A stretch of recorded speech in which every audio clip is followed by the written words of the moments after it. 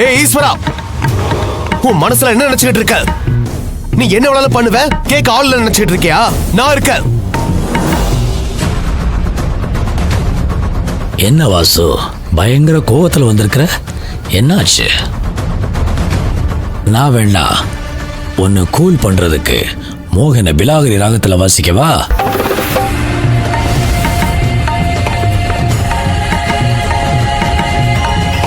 ஏய் நிறுத்தியா? என்ன பண்றதெல்லாம் பண்ணிட்டு ஒண்ணுமே தெரியாத மாதிரி நடிக்கிறியா? இருக்கிற கோவத்துல உன்னை ஏதாவது பண்ணிட போற. கோவப்படாத. இந்த கோவம்தான் உன்னை என் மகளை பிரிச்சுது. இதுக்காக தான் அவ உன்னை விட்டு வந்தா.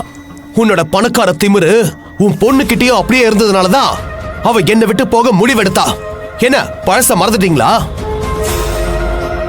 அதே மாதிரி என் பொண்ணை வளர்க்க விருப்பம் இல்லாம வேண்டான்னு கொடுத்துட்டு போனதையும் மறந்துட்டு இப்ப என்ன சொந்த கொண்டாட வரீங்க? ஐயோ வாசு, நீ தான் பழச மறந்துட்டு பேசுற. குழந்தைய நான் வேண்டான்னு சொல்லல, நீ தான் குழந்தையாவது என்கிட்ட கொடுங்கன்னு பிச்சை எடுத்து வாங்கின. அதை மறந்துட்டியா? இப்ப நாங்க கொடுத்த பிச்சைய திருப்பி வாங்க தான் வந்திருக்கிறோம். அதை நல்ல முறையில கொடுக்கறதா உனக்கு நல்லது. உங்களுக்கு வேண்டான்னு தூக்கி போட்ட உடனே நான் எதுக்கு கொடுக்கணும்? இங்க பாருங்க, நான் திரும்பவும் சொல்றேன், திவ்யா எனக்கு மட்டுமே சொந்தமானவ. அவளை யாருக்கும் நான் விட்டு கொடுக்க மாட்டேன். அதே சமயம் இத காரணமா வச்சு நீங்க எங்களை மிரட்டுறத பார்த்து நான் இனி சும்மா இருக்க மாட்டேன். பிரச்சனை உனக்கும் எனக்கும் தான். நீ எதுக்கு தேவையில்லாம வினோதினி கடைக்கு ஆள் அனுப்பி அவங்கள மிரட்டுற? அவங்கள மிரட்ட உனக்கு என்ன ரைட்ஸ் இருக்கு? என்ன பயமுறுத்தி பாக்குறியா? ஒன்னு சொல்ற, நல்லா கேட்டுக்கோ. திவ்யா எனக்கு எப்படியோ, வினோதினி எனக்கு அப்படிதான்.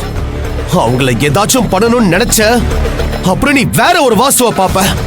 ஹே வாசு வாசு வாசு வாசு, ஐய என்னப்பா சொல்ற நீ? வினோதினிய மிரட்டுறதுக்கு நான் ஆள் அனுப்புறா? வாசு என்னப்பா, நான் பண்ணாத ஒன்ன பண்ணேன்னு சொல்ற? நான் அப்படி எதுவும் ஆள் அனுப்பலையே. நடிக்காத. உன்னை தவிர இவ்வளவு கேவலமான வேலையை வேற யாரு பண்ணிருப்பா? காலையில எனக்கு போன்ல மிரட்ட சொன்ன, நான் பயப்படலனதும் நேர்ல ஆள் அனுப்பி அவங்கள மிரட்டுறியா? அதான் கோர்ட்ல கேஸ் போட்டிருக்கல, அப்புறம் என்ன? உன்னால முடிஞ்சத சட்டத்தை வச்சு பாத்துக்கோ. இந்த அடியால வச்சு மிரட்டுறதெல்லாம் வச்சுக்காத.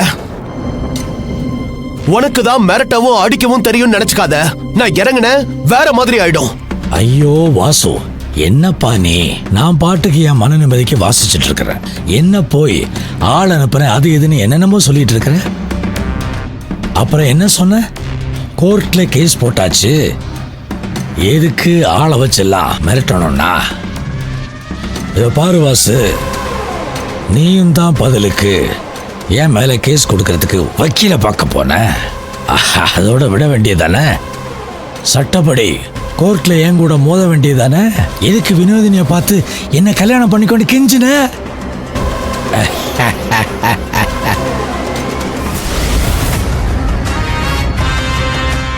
எதுக்கு அவசர அவசரமா திவ்யாவுக்கு ஒரு அம்மாவை ஏற்பாடு பண்ணணும்னு நினைக்கிற? அப்போ சட்டத்துக்கு மேல உனக்கு பயம் வந்துருச்சுன்னு தானே அர்த்தம்? என்னடா, எப்படி இவனுக்கு இதெல்லாம் தெரியும்னு பாக்குறியா?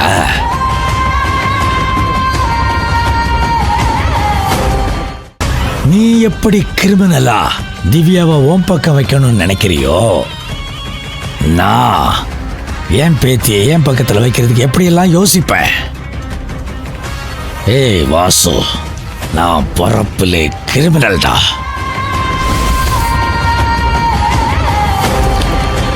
அதுக்குதான் உன்னை பணம் கொடுத்து வாங்குறதுக்கு வக்கீல் அனுப்பினேன். மிரட்டி பார்க்கறதுக்கு நான் வந்தேன். ஆனா இப்ப நீ ஒரு சம்பவம் சொன்னையே, அதை நான் பண்ணல. இதோ பாரு வாசு, இப்பவும் சொல்றேன், பேசாம பிரச்சனை பண்ணாம என் பேத்தியை என்கிட்ட கொடுத்துடு. உனக்கும் உன்னை சார்ந்தவங்களுக்கும் எந்த பிரச்சனையும் வராது.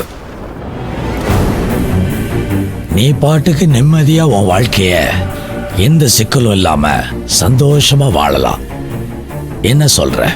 அதேதான் நானும் உனக்கு சொல்றேன். நீ என்ன நினைச்சாலும் திவ்யாவை என்கிட்ட இருந்து பிரிச்சு கூட்டிட்டு போக முடியாது. தேவையில்லாத வேலையை பார்க்காம இருக்கிற கொஞ்ச காலத்திலேயாவது திருந்தி நல்லவனா வாழப்பாடு.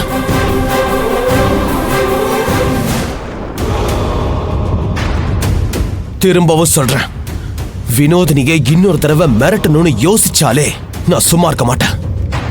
திரும்ப இத மாதிரி எல்லாம் வந்து பேசிட்டு இருக்க மாட்டேன். ஜாக்கிரதை.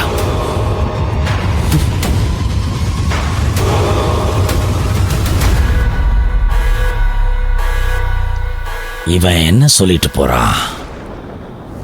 ஒரே கன்ஃபியூஷனா இருக்கு.